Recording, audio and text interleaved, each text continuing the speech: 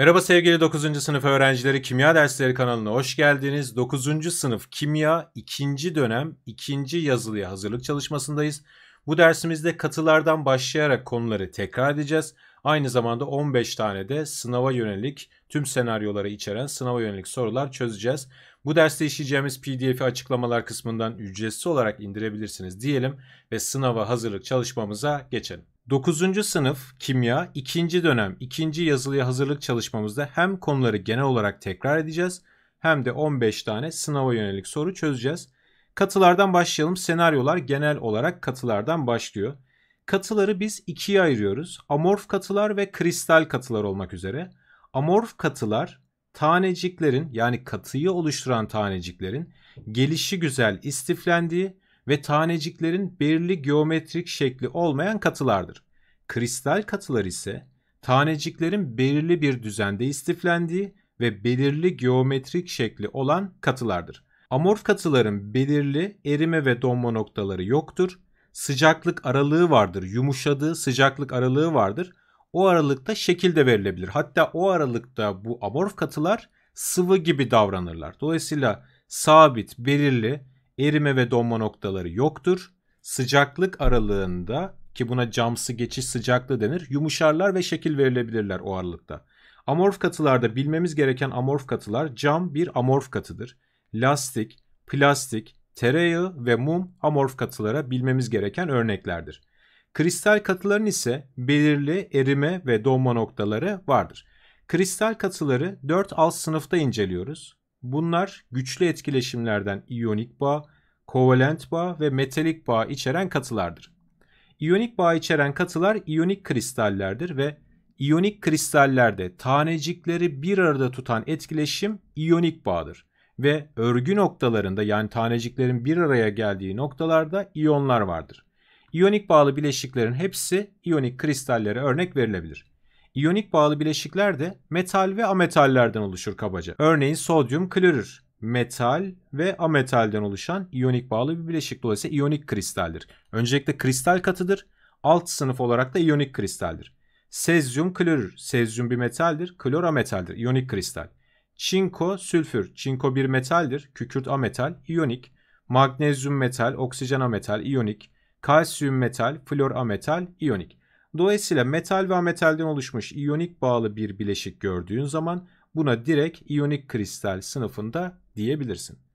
Moleküler kristal ve kovalent kristallerde ise moleküler kristallerde molekülleri bir arada tutan etkileşim zayıf etkileşimlerdir. Bu zayıf etkileşimler de örneğin hidrojen bağı olabilir, dipol-dipol etkileşim olabilir veya London kuvvetleri olabilir. Dolayısıyla örgü noktalarında yani taneciklerin bir araya geldiği noktalarda moleküller vardır. Ve moleküller arası zayıf etkileşimler sayesinde bir aradadır. Örneğin H2O, buz katı halde buz moleküllerini bir arada tutan etkileşimler örneğin hidrojen bağıdır. Zayıf etkileşim olarak etkin olarak hidrojen bağıdır. Ancak iyot moleküllerini bir arada tutan kuvvet ise London kuvvetidir gibi. Burada moleküler yapıdaki tüm maddeleri moleküler kristale örnek verebiliriz. İyot örneğin moleküler bir kristaldir, ametallerden oluşuyor. H2O yine moleküler bir kristaldir, ametallerden oluşuyor. P4, S8 yine ametallerden oluşuyor. Karbondioksit, C6H12O6. Bunlar ametallerden oluşuyor. Şöyle düşünebilirsiniz hocam, iyotla iyot arasında kovalent bağ yok mu? Evet, kovalent bağ var. İyotla iyot arasında kovalent bağ var. Ancak iki iyot molekülünü bir arada tutan kuvvet kovalent bağ değil. İki molekül arasında oluşan zayıf etkileşim sayesinde bir arada duruyor. Yoksa kovalent bağ içeriyor. Ama bu molekülleri bir arada tutan etkileşim kovalent bağ değil. Dolayısıyla bu tarz katılara moleküler kristal diyoruz. Peki bir de kovalent kristal var. Kovalent kristal nedir? Kovalent kristalde ise sadece kovalent bağ içeren maddeler kovalent kristallerdir. Ve örgü noktalarında kovalent bağlı atomlar vardır. Örneğin elmas. Elmasta her bir elmas saf karbondur. Grafit de saf karbondur. Elmasta sadece karbon var ve karbonlar arasında güçlü kovalent bağ var. Her bir karbon 4 tane kovalent bağ içeriyor. 4 tane farklı karbonla kovalent bağ içeriyor. Bu da aynı şekilde, bu da aynı şekilde. Dolayısıyla yapısına baktığımız zaman bu maddenin sadece kovalent bağlardan oluşan adeta bir ağ yapısı var. Sadece kovalent bağ içeriyor. Dolayısıyla örgü noktalarında kovalent bağ içeren atomlar var. İşte bu tip katılara kovalent kristaller diyoruz ve kovalent kristallerde bilmeniz gereken 3 tane kovalent kristal vardır. Bunlar elmas, grafit ki elmas ve grafit saf karbondur ikisi de. Bir de kuvarsı bileceğiz. Elmas, grafit ve kuvars. Bunun dışında kovalent bağ içeren maddeler moleküler yapıdadır ve onlar moleküler kristaldir. Tamam? Elmas, grafit ve kuvars görüyorsak kovalent kristal. Bunun dışında kovalent bağ içerenler moleküler kristal diyebiliriz. Son olarak 4. alt sınıfımızda metalik kristaller. Metalik kristallere metallerin hepsine örnek verebiliriz. Örneğin çinko bir metaldir ve metalik bir kristaldir. Gümüş metalik kristaldir. Bakır, potasyum, sodyum bunlar metalik kristallere örnektir. Ve metal atomları nasıl bir arada durabiliyor? Metalik bağ sayesinde. Metalik bağı da elektron denizli modeliyle açıklıyorduk. Metal atomları değerli elektronlarını çok iyi çekemiyordu. Adeta serbest bir şekilde hareket ediyordu. Dolayısıyla örneğin şu bir metal atomuysa bir elektronu adeta vermiş gibiydi. Dolayısıyla artı yüklü bir iyon gibi, bir katyon gibi davranıyordu ve serbest elektronlarda diğer komşu metal atomlarının boş orbitallerinde hareket ediyordu. Ve işte burada bu serbest dolaşan elektronlarla metal katyonlar arasındaki çekim kuvvetine metalik bağ diyorduk. İşte bu metalik kristali oluşturuyor diyebiliriz. Dolayısıyla tekrar edelim 4 tane sınıfımız var kristal katılarda alt sınıf. İyonik bağ içerenler iyonik kristal, metalik bağ içerenler metalik kristal, sadece kovalent bağ içeren elmas, grafit ve kuvars kovalent kristal, diğerleri de moleküler kristal. Örneğin buz gibi, örneğin kuru buz, karbondioksit gibi, örneğin iyot gibi, örneğin şeker gibi. Devam edelim. Bir soru çözelim bununla ilgili. Aşağıda verilen katıları amorf kristal olmak üzere sınıflandırınız. Cam amorf bir katıdır. Cam belirli bir sıcaklıkta yumuşar ve orada şekil verilebilir. Cam yapımını izlediyseniz bir sıcaklık aralığında yumuşatılır ve o aralıkta şekil verilir. Dolayısıyla cam amorf bir katıdır. Buz ise kristal katıdır. Kristal katı. Alt sınıf olarak da moleküler kristaldir. Potasyum klorür de yine kristal bir katıdır. Hatta alt sınıf olarak da iyonik kristaldir. Gümüş de yine bir metaldir ve metalik kristaldir. Kristal katıdır. Tereyağı ise amorf bir katıdır diyebiliriz. Devam edelim. İkinci bir örnek. Aşağıda verilen kristal katıları katıyı oluşturan birimlere göre sınıflandırınız. Yani sınavınızda katılarla ilgili bir soru geldiği zaman muhtemelen bu sınıflandırmayla ilgili ya da alt sınıfların barındırdığı etkileşimi sorabilir. Katıyı oluşturan birimlere göre sınıflandıracağız. Burada magnezyum oksit var. Magnezyum bir metal, oksijen ametal. O zaman bu iyonik bir kristaldir. İyonik kristal. Sodyum klorür de metal ve ametalden oluşuyor. Metal ve ametalden oluşan sodyum klorür de yine iyonik kristal diyebiliriz. Kuvars ise kovalent bir kristaldir. Kovalent kristal.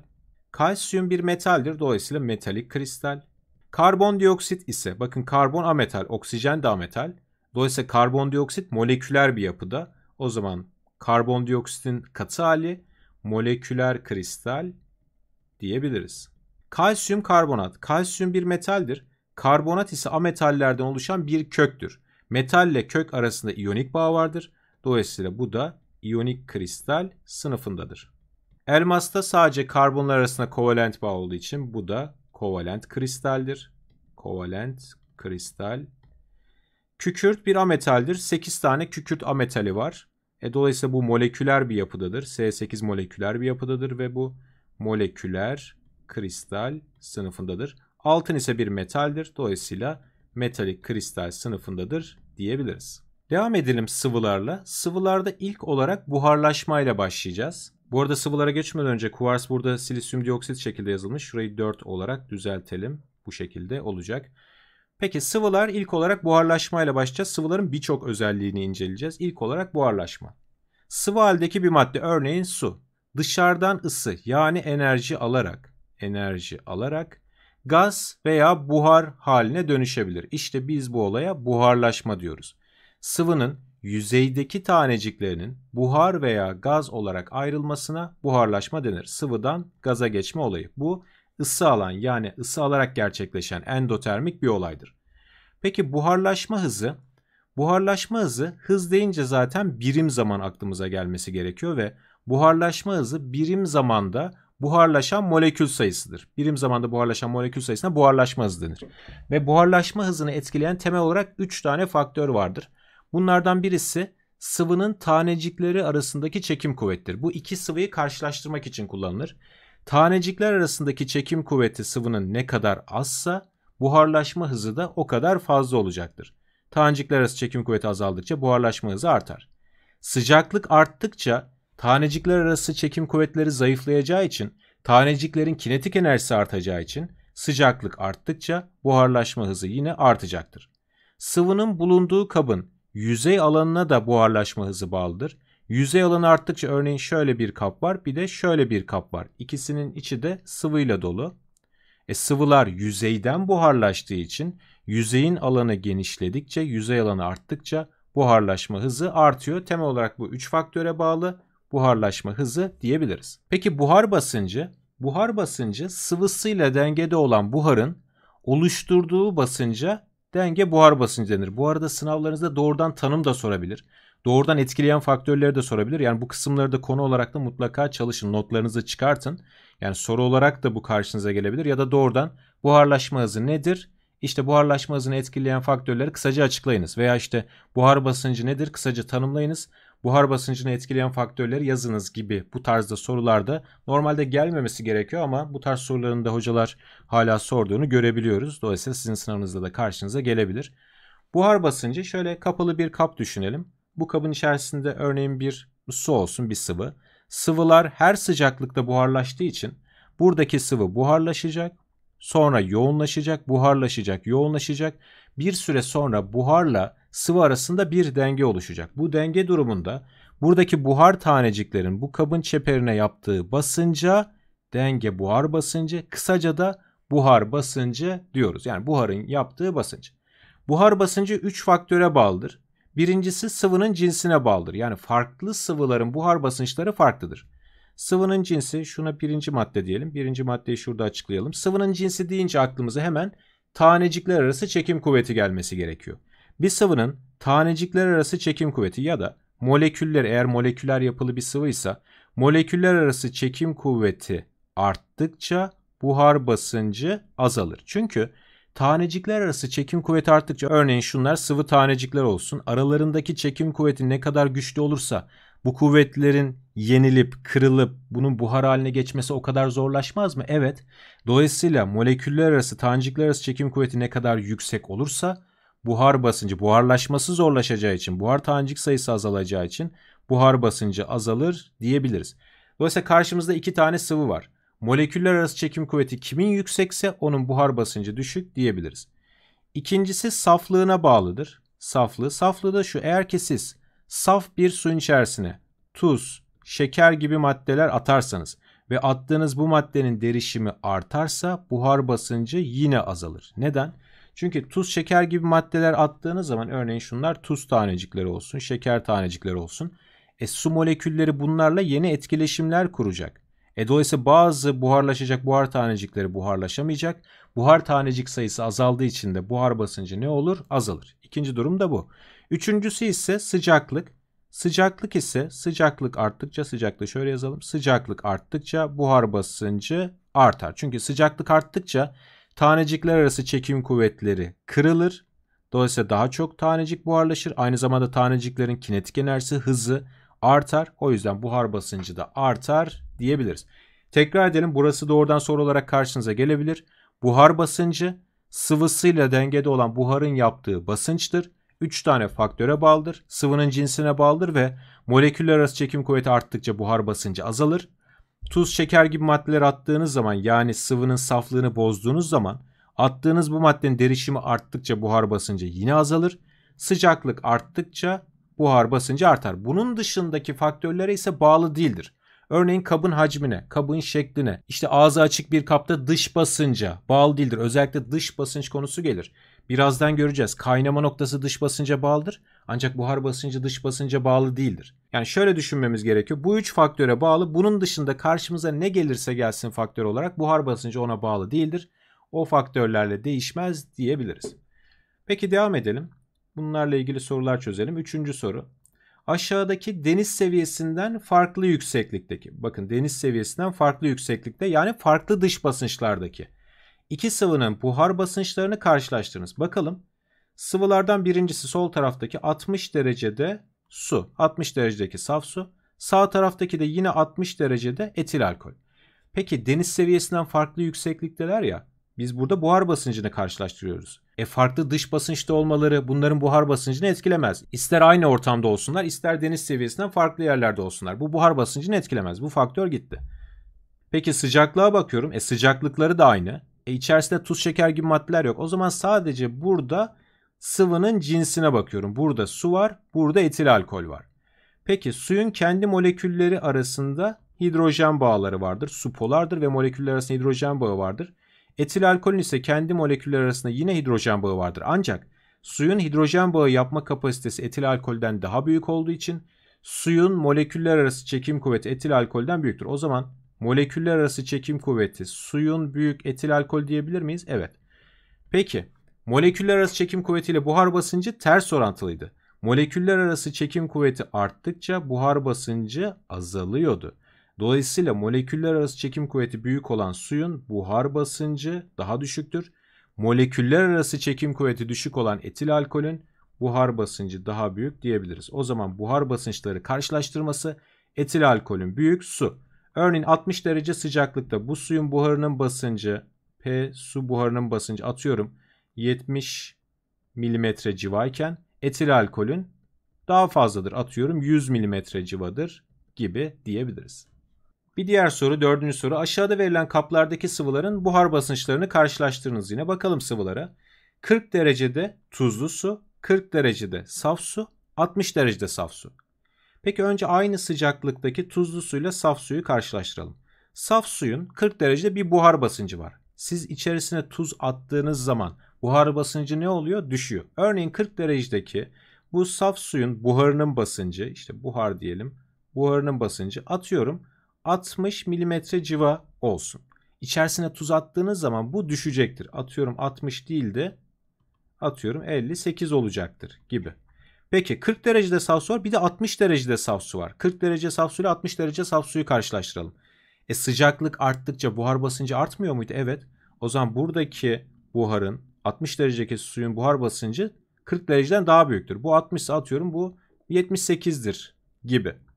Dolayısıyla büyükten küçüğe doğru kıyaslayacak olursam 60 derecedeki saf su buhar basıncı en büyük. Daha sonra 40 derecedeki saf su, en düşük olan 40 derecedeki tuzlu su diyebiliriz. 5. soru. Aynı ortamda aşağıda bulunan kaplardaki sıvıların buharlaşma hızlarını, burada ise hızların karşılaştırması var. Daha önceki iki soruda buhar basınçlarını karşılaştırıyorduk. Burada hızlarını karşılaştırıyoruz. 40 derecede saf su, 70 derecede saf su. Öncelikle sıcaklık arttığı için 40 dereceden 70 dereceye buharlaşma hızı artar. Aynı zamanda bu şekilden de gördüğümüz üzere 70 derecedeki kabın yüzey alanı da daha fazla. Yüzey alanı arttıkça da buharlaşma hızı artar. Ortamlar aynıymış. Yani dış basınç buharlaşma hızını etkiler ama aynı ortamda. Dolayısıyla maddelerin cinsi de aynı. O zaman 70 derecedeki ve yüzey alanı daha büyük olan bu saf suyun buharlaşma hızı 40 derecedeki saf sudan daha büyüktür. Örneğin bu sınavlarda karşınıza işte birinci kap, ikinci kap, İşte A kabı, B kabı şeklinde de gelebilir. Bu durumda da mesela birinci kap, ikinci kap deyince işte ikinci kaptaki buharlaşma hızı birinci kaptan yüksektir diyebiliriz. Devam edelim. Kaynama noktası ya da kaynama noktası sıcaklığı. Şimdi sıvılar her sıcaklıkta buharlaşır ancak tek bir noktada kaynar.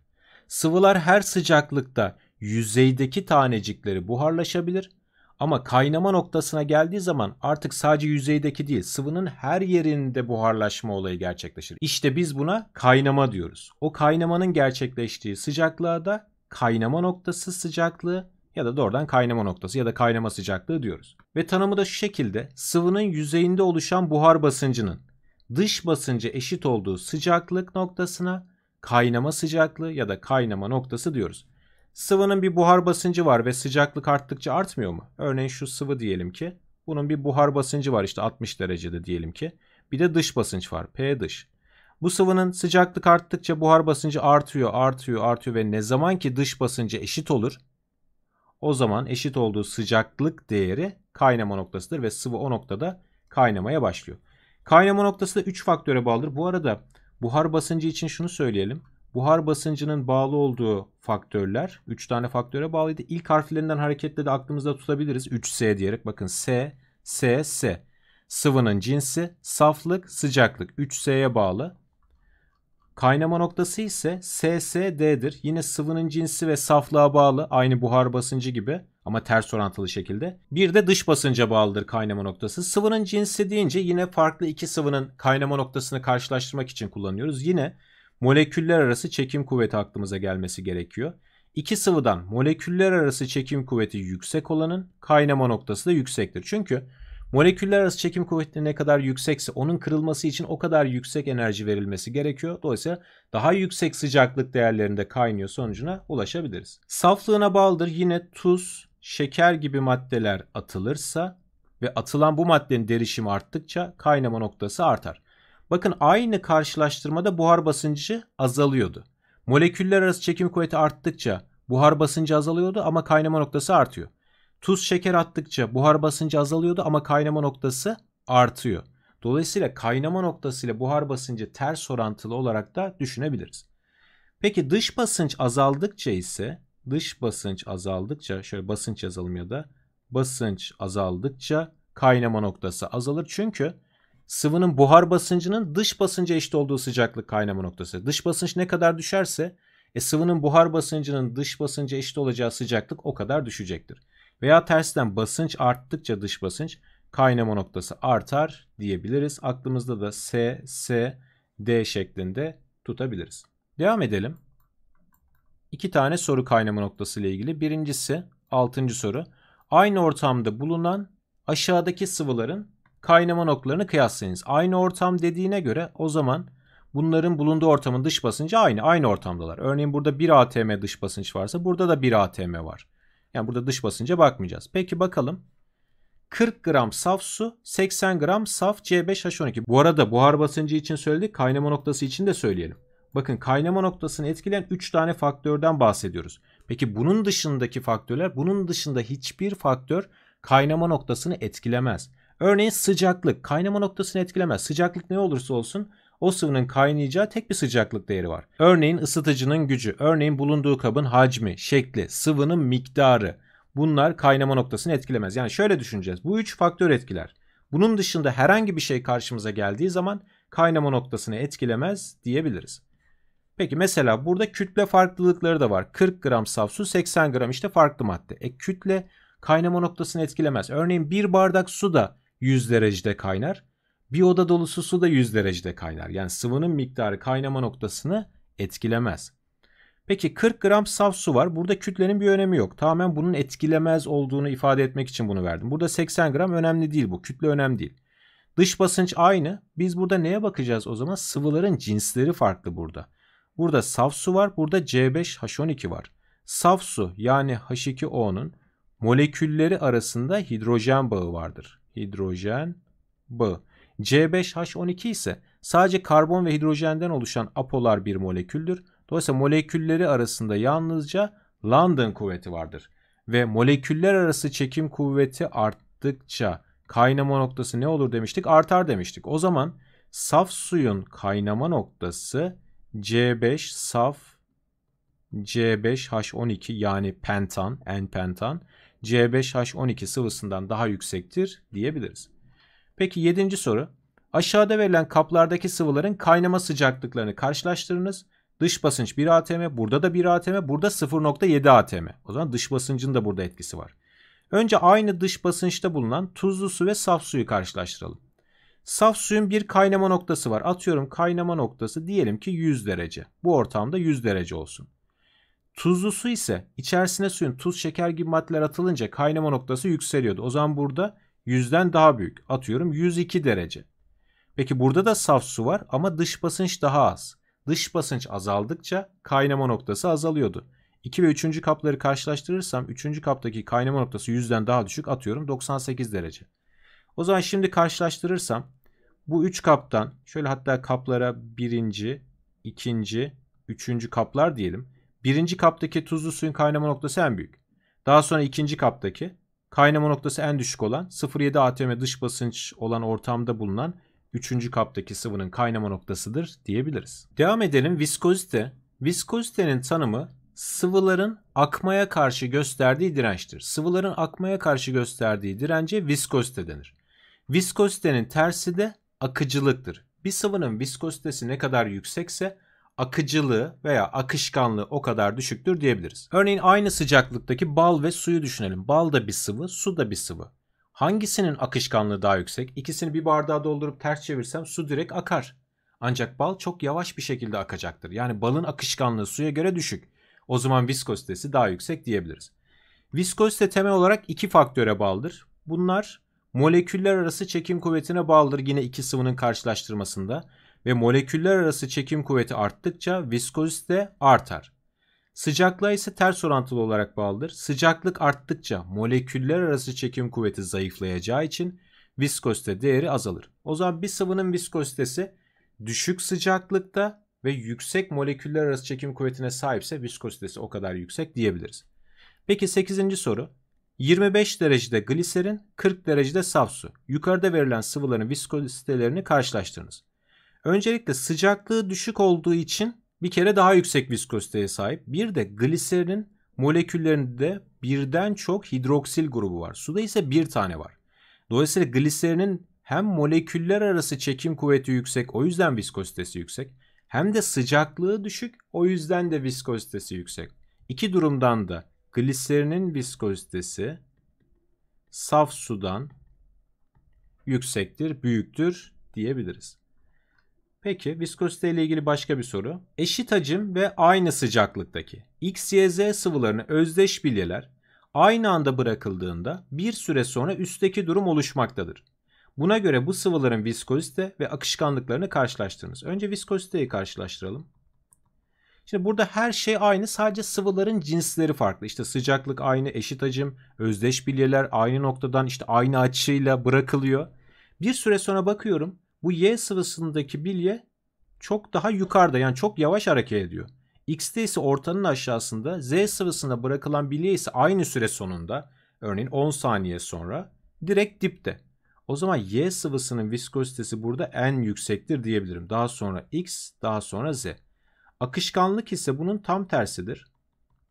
Burada aynı sürede Z sıvısının akışkanlığı yüksek olduğu için bilye daha hızlı hareket etmiş. Z'nin akışkanlığı en yüksek. X yine arada. Y'nin burada viskozitesi en düşüktür diyebiliriz. Zaten viskozitesi yüksek olanın akışkanlığı düşüktür. Viskozitesi düşük olanın akışkanlığı yüksektir diyebiliriz. Devam edelim. Yine sıvıların özelliklerinden olan adezyon, yani genel olarak sıvıların özellikleri olarak incelediğimiz adezyon ve kohezyon. Adezyon farklı maddelerin tanecikleri arasındaki çekim kuvvetidir. Yapışma kuvveti olarak da ifade edebiliriz. Buna adezyon diyoruz. Ancak adezyon A ile başladığı için sanki aynı taneciklerin, aynı maddelerin arasındaki etkileşimmiş gibi düşünülebiliyor. Ancak tam tersidir. Yani A aynı gibi düşünüyorsan tam tersine git. Aynı değil, farklı maddelerin tanecikleri arasındaki etkileşimdir. Kohezyon ise aynı tür taneciklerin birbirine uyguladığı çekim kuvvetine de kohezyon kuvveti diyoruz. Örneğin burada bir görsel görüyorsunuz. Bir yaprağın üzerinde su tanecikleri var. Buradaki su taneciklerinin bu yaprağın üzerinde yapışıp kalmasını sağlayan kuvvet adezyon kuvvetidir. Şurada oluşan su ile yaprak arasındaki bu etkileşim adezyondur. Su başka bir tanecik, buradaki yaprak başka bir tanecik. Yani bunlar farklı tanecikler. Peki bir de şöyle bir durum var. Buradaki görseldeki su damlasında bir tane su molekülü yok ki. Bunun içerisinde belki milyarlarca su molekülü var. Bu su molekülleri nasıl bir arada durabiliyor? Burada aynı tanecikler arasındaki etkileşimler de işte kohezyon kuvvetleridir. Kohezyon aynı tür. Şunu diyebilirsiniz hocam, su tanecikler arasında hidrojen bağı yok mu? Dipol dipol etkileşim yok mu? London kuvveti yok mu? Evet var. İşte bunların tamamına aynı zamanda kohezyon kuvveti de diyoruz. Aynı zamanda kohezyon kuvveti de diyoruz. Tekrar edelim. Kohezyon aynı tür tanecikler arasındaki etkileşim. Adezyon ise farklı tanecikler arasındaki etkileşimdir diyebiliriz. Yine soruları gelecek.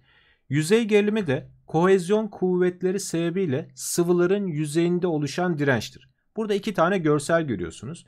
Bir görselde suyun üzerinde batmadan duran bir böcek. Nasıl batmadan durabiliyor? Normalde böceğin yoğunluğu sudan daha büyük. Batmadan durabilmesinin sebebi sıvının yüzeyinde oluşan yüzey geriliminden kaynaklıdır. Peki bu yüzey gerilimi nasıl oluşuyor? Burada yüzeydeki sıvı tanecikleri alt taraftaki yüzeyin altındaki sıvı taneciklerinden sürekli bir çekim kuvvetine maruz kalıyor. Yukarıdan o çekimi dengeleyecek bir sıvı molekülü olmadığı için de sürekli aşağı doğru çekiliyor sıvı tanecikleri. Sürekli aşağı doğru çekildiği için yüzeyde olabilecek en az sayıda sıvı molekülü oluşuyor ve bu yüzeyde bir gerilim, bir direnç olmasını sağlıyor. İşte buna yüzey gerilimi diyoruz. Aynı şekilde buradaki sıvının üzerine bırakılmış ataşta da bunu görebiliriz. Sıvının üzerinde bir gerilim oluşuyor, bir direnç oluşuyor. Bu direnç sayesinde yoğunluğu sudan büyük olmasına rağmen bu ataş suda batmıyor. İşte buna yüzey gerilimi diyoruz. Sıvıların kohezyon kuvvetleri sebebiyle oluşan direnç. Devam edelim. Kılcallık, yine sorular çözeceğiz bu adezyon, kohezyon ve yüzey gerilimi ile ilgili. Bir de kılcallık olayını inceleyelim. Bu şekilde gördüğünüz gibi ince, kılcal oradan buradaki çapı, bu borunun çapı çok küçük olduğu için böyle 1 milimetre gibi çok küçük çapta ince bir boru, kılcal bir boru daldırdığınız zaman bu kılcal borunun içerisinde sıvı yukarıya doğru hareket edebiliyor. İşte biz buna kılcallık diyoruz. Peki bu nasıl oluşabiliyor? Burada iki tane şekil görüyorsunuz. Bu sol tarafta, bu arada bu sol taraftaki su sıvısı, sağ taraftaki civa sıvısı cam bir kabın içerisinde. Burada cam bir kap var. Burada da aynı şekilde cam bir kap olarak düşünelim. Bu sıvının, yani suyun cam ile oluşturduğu, cam başka bir madde, su başka bir madde. Farklı tanecikler arasındaki kuvvet neydi? Adezyon kuvvetiydi. Buradaki adezyon kuvvetleri, yani yapışma kuvvetleri büyük olduğu için bakın buradaki sıvı şöyle sol tarafta, yani buraya göre daha yukarıda bir bölmede burada yapışık kalmış oluyor. Ve burada aşağı doğru bir görüntü oluşuyor. Aşağı doğru. Aynı şekilde sağ tarafta da, yani burada yukarıda kalıyor ve aşağı doğru bir görüntü oluşuyor. Aşağı doğru bir görüntü. Çünkü adezyon kuvvetleri, yani bu sıvının cam yüzeyiyle oluşturduğu kuvvetler daha büyük olduğu için kendi tanecikler arasındaki, yani sıvı tanecikleri arasındaki bu zayıf etkileşimlerden daha güçlü bir kuvvet oluşturduğu için camla adezyon kuvveti kohezyon kuvvetinden daha büyüktür. Aynı şekilde bu kılcal boruda da bu durum yaşanıyor. Cam boruyla sıvı tanecikleri daha güçlü etkileşimler, adezyon kuvveti daha büyük olduğu için daha güçlü etkileşimler oluşuyor. Bu sayede yukarıya doğru tırmanabiliyor. Yukarıya doğru tırmanabiliyor. İşte biz buna kılcallık diyoruz ve sıvının bu şekilde yukarıya doğru gitmesine de aynı zamanda kapiler etki denir. Kapiler etki. Ve burada görüntü olarak da şöyle bir durum yaşanıyor. Normalde adezyon kuvveti kohezyon kuvvetine eşit olsaydı düz olacaktı bu sıvının yukarıdaki yüzeydeki görünümü düz olacaktı. Adezyon daha büyük olduğu için aşağı doğru, bakın görüntüye bakın, aşağı doğru değil mi? Düze göre aşağı doğru. Böyle içeriye doğru gömülmüş gibi adeta. Yani görüntünün ismi aslında bu. İçeri, düze göre içeri doğru gömülmüş. Yani iç bükey. Bu görüntüye iç bükey diyoruz. Doğrudan bu görseli verip bu iç bükey mi dış bükey mi diye de sorabilir. Bakın bu normal düze göre aşağı doğru, yani iç bükey. Peki eğer ki sıvının kendi tanecikler arasındaki çekim kuvveti yüzeyle oluşturacağı çekim kuvvetinden büyük olursa, yani civa tanecikleri arasındaki çekim kuvveti civa ile cam arasındaki çekim kuvvetinden büyükse, yani kohezyon adezyondan büyükse, o zaman camın üzerine böyle yukarıya doğru yükselme olmaz. Tam tersi sıvı kendi içerisinde yukarıya doğru yükselir. Bu durumda da bakın dışarı doğru, normal düze göre yukarıya doğru, dışarıya doğru bir görüntü oluşmuş oluyor. İşte buna dış bükey görüntü diyoruz ve kohezyon kuvveti adezyondan büyük olduğunda bu olur. Ve bir sıvının kohezyon kuvveti adezyondan büyükse kılcal boruda yukarıya doğru yükselmez, hatta aşağı doğru bile inebilir. Devam edelim. 10. soru. Yukarıda verilen sıvıların kohezyon kuvvetlerini kıyaslayınız diyor. Bir sıvının kendi tanecikleri arasındaki etkileşim ne kadar yüksekse yüzeyle, herhangi bir yüzeyle oluşturacağı etkileşim, yani adezyon kuvveti o kadar zayıf olacaktır. Ve bir sıvının kendi tanecikleri arasındaki çekim kuvvetleri ne kadar yüksekse damla yapısını, damla şeklini, yani bu küresel şekli o kadar koruyacaktır. X sıvısına baktığımız zaman görsel olarak damla yapısını daha çok koruduğunu Y'ye göre görebiliriz değil mi? X sıvısı daha damla gibi, Y yüzeyde daha çok yayılmış. O zaman anlıyorum ki X sıvısının kohezyon kuvveti Y sıvısına göre daha büyük. O zaman bu sıvıların kohezyon kuvvetleri arasında X büyük Y diyebilirim. X ve Y sıvılarının bulundukları yüzeyle oluşturdukları adezyon kuvvetleri. Şimdi bu X sıvısı burada da bir siyahla gördüğünüz bir yüzey. Örneğin bunu cam bir yüzey, tahta bir yüzey gibi düşünebilirsiniz. Yüzeyle etkileşimler oluşturuyor. Y sıvısı gördüğünüz gibi çok daha fazla etkileşim oluşturuyor.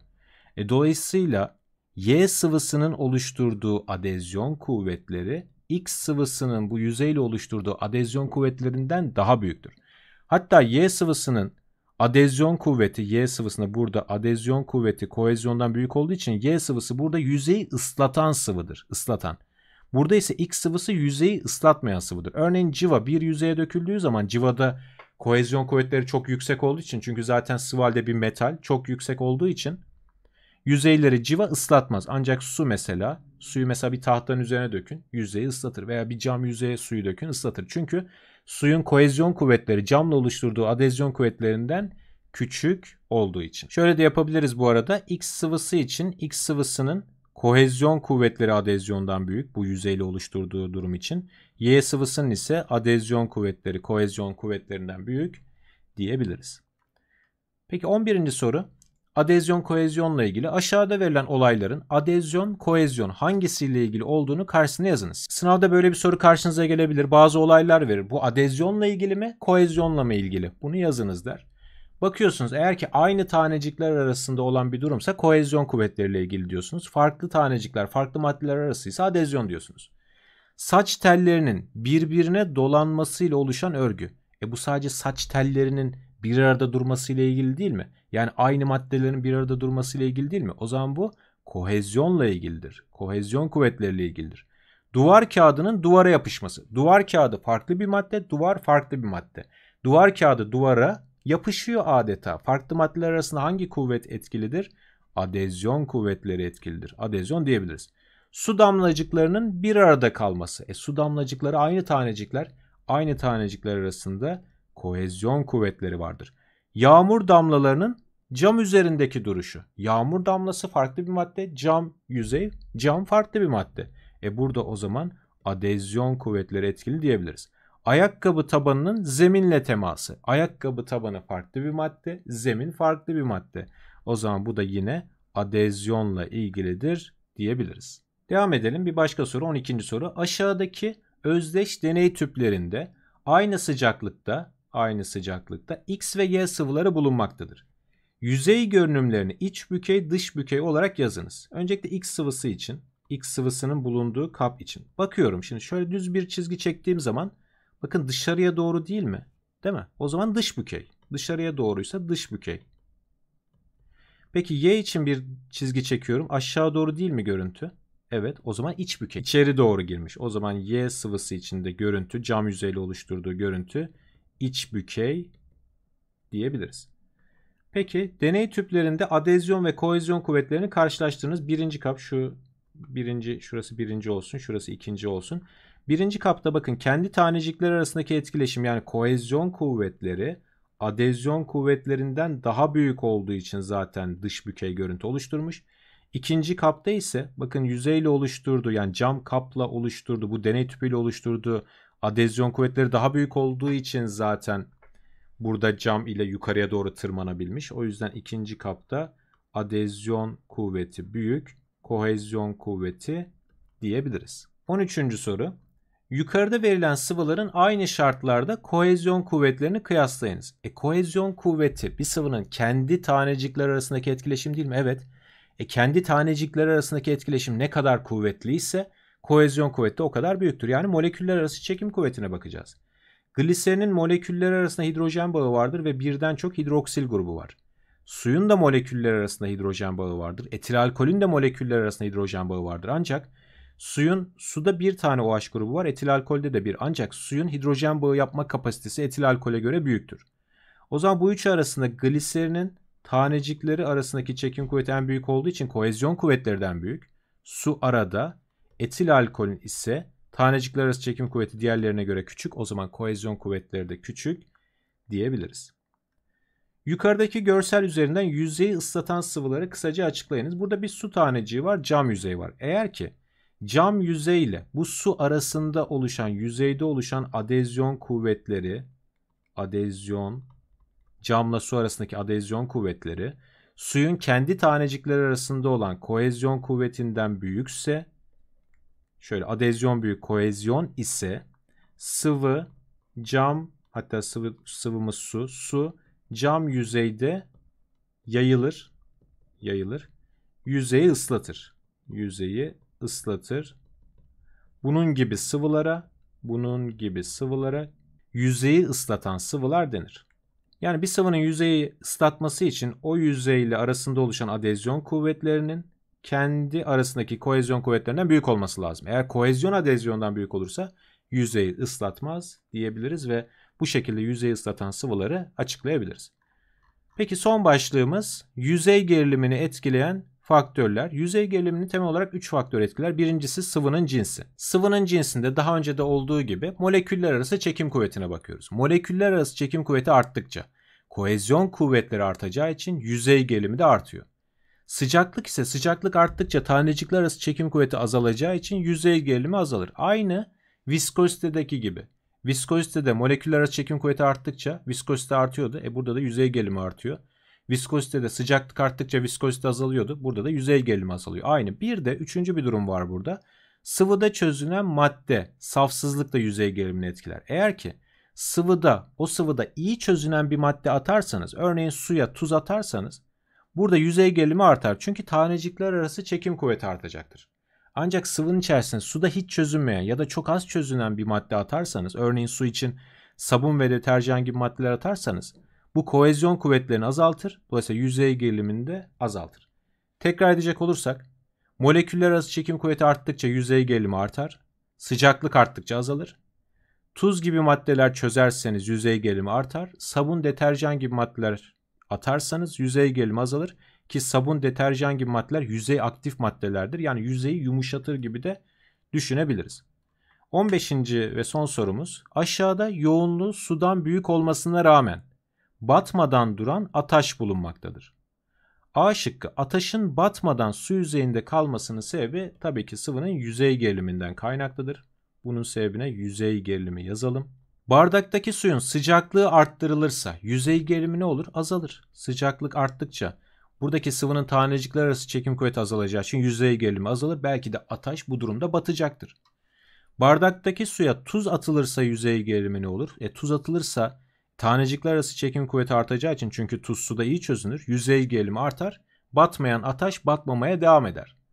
Bardaktaki suya deterjan atılırsa ama yüzey gerilimi azalır. Bu durumda belki de ataş suda batacaktır.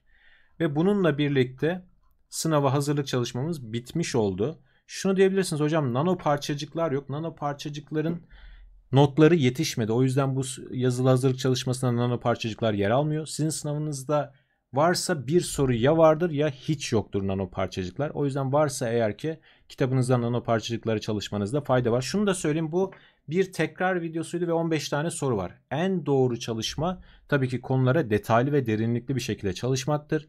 Bunun için 9. sınıflar için sizler için bu sene oluşturduğum tüm konuların nano parçacıklara kadar tüm konuların detaylı ayrıntılı anlatımını içeren 9. sınıf konu anlatım listesinden eksik olduğunuz düşündüğünüz konuya detaylı çalışabilirsiniz. Örneğin mesela yüzey gerilimini etkileyen faktörlerde işte biraz kendinizi eksik görüyorsunuz. Orada detaylı çalışabilirsiniz. Veya viskoziteyi tam anlamadığınızı düşünüyorsunuz. Viskozite videosundan detaylı çalışabilirsiniz gibi, bu şekilde sınava en iyi şekilde hazırlanmış olursunuz diyelim. Ve sınavda da hepinize başarılar diliyorum. Umarım sınavda yüksek notlar alırsınız, 100 alırsınız diyelim. Bir dahaki dersimizde, sonraki derslerimizde, belki bu son dersimizde 9. sınıflar için bu sene başından bu yana güzel bir süreç oldu. Bütün konuları baştan sona detaylı bir şekilde, ayrıntılı bir şekilde, mantığıyla, yüzeysel olmayan şekilde konuları işledik. Sınava hazırlık çalışmalarımızı yaptık ve bu noktaya kadar geldik. Seneye 10. sınıf derslerimizde diyelim o zaman. 10. sınıf kimya derslerimizde seneye görüşmek üzere.